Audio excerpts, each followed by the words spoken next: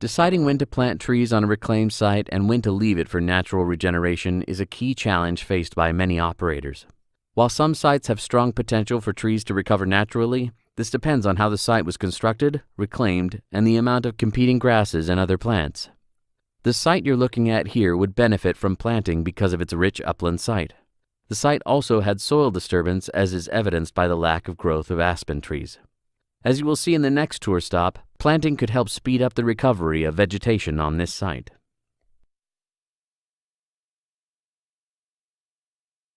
Much like the previous unplanted site you visited, this upland mixedwood forest was a rich site type with high potential for competing grasses and other plants. 12 years before this image, this site was planted with aspen and spruce trees.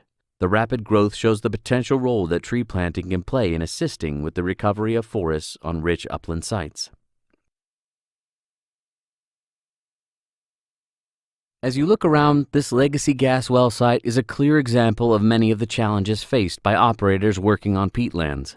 When the natural hummocks and hollows of the peat layer are flattened during construction, it results in the lease surface being flooded, and there are few microsites for trees to grow on.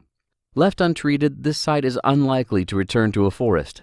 As you will see on future stops along this tour, there are ways that this can be avoided or restored.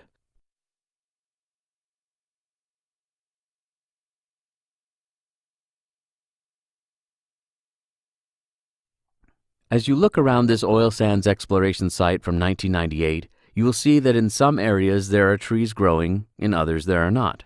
In 2008, an experiment was created to see how planting trees and creating elevated microsites through mounding and planting would affect the growth of trees on this site. You can see the untreated control area down the middle of the site, which had no planting or mounding. 7 years after planting on this site, researchers found there was 3 times greater growth of tamarack and 2 times greater growth of black spruce within the mound and plant sections than in the center untreated section.